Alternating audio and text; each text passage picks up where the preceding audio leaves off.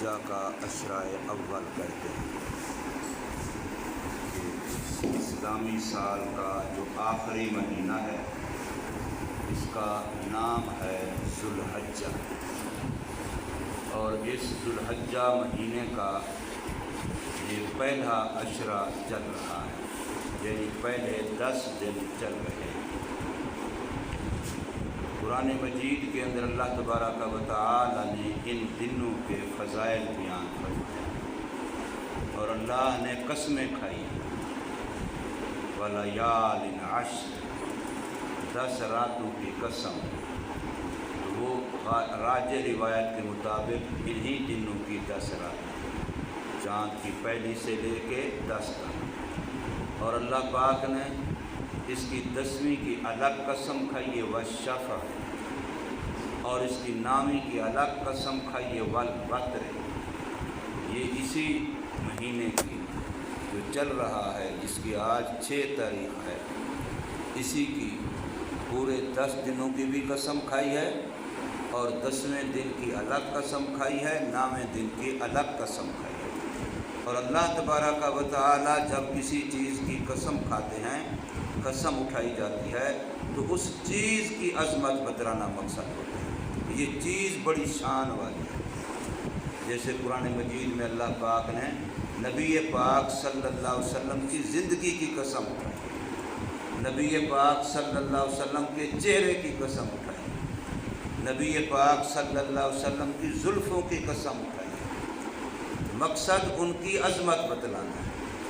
مکہ شہر کی اللہ پاک نے قسم اٹھائی، اس کی عظمت بیان کرنا مقصود۔ اسی طریقے سے یہاں بھی اللہ تبارک و تعالی نے ان دنوں کی، ان راتوں کی، 9ویں کی، 10ویں کی، ان کی قسمیں اٹھائی ہیں، اور قسم سے مقصود ان کی اہمیت بتلانا ہے، ان کی عظمت بتلانا ہے۔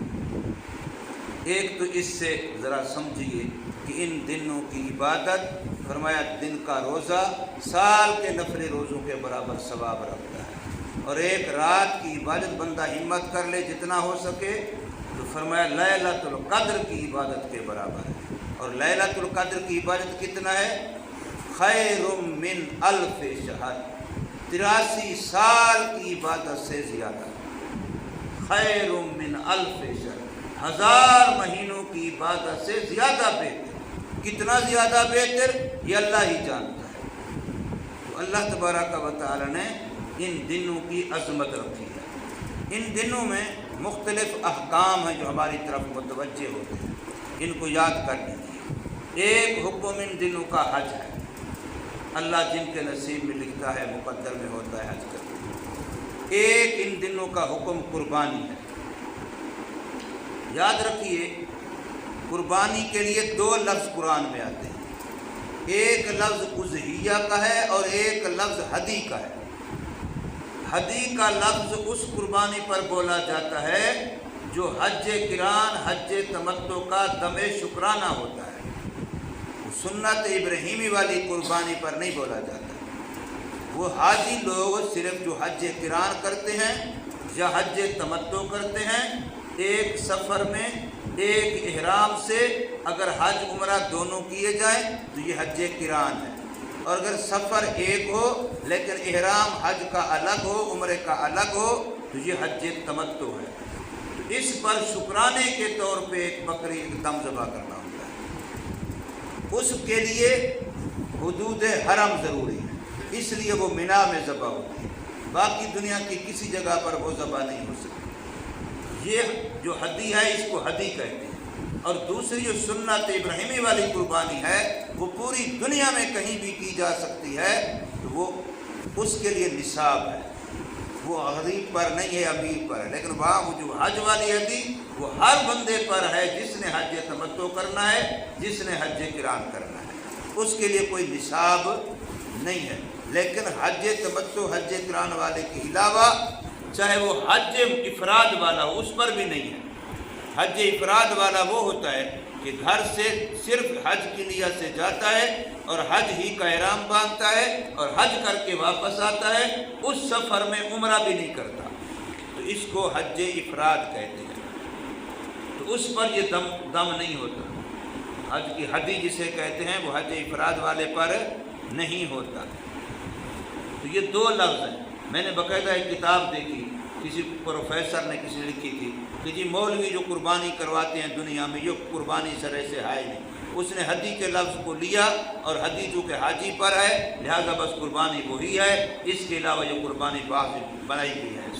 حالانکہ یہ دونوں الگ الگ ہیں، قرآن و حدیث میں ان دونوں کا تذکرہ الگ الگ ہے۔ اب دو باتیں ذرا سمجھیے۔ ایک تو یہ کہ اسلام کے لحاظ سے سال کا آخری مہینہ اس کا نام ذوالحجہ ہے، اور اسلام کے لحاظ سے سال کا پہلا مہینہ اس کا نام محرم الحرام ہے، جو ابھی اس مہینے کے بعد مہینہ آئے گا۔ اب محرم الحرام کا جو مہینہ ہے اس کے جو پہلے 10 دن ہیں وہ بھی بڑی عظمت والے ہیں،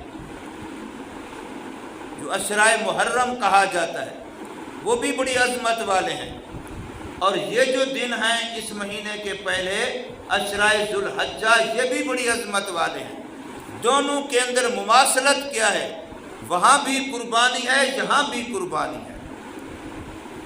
پہلی محرم الحرام کی پہلی تاریخ کو بھی قربانی ہے، حضرت عمر فاروق رضی اللہ تعالی عنہ کی شہادت ہے، یکم محرم الحرام۔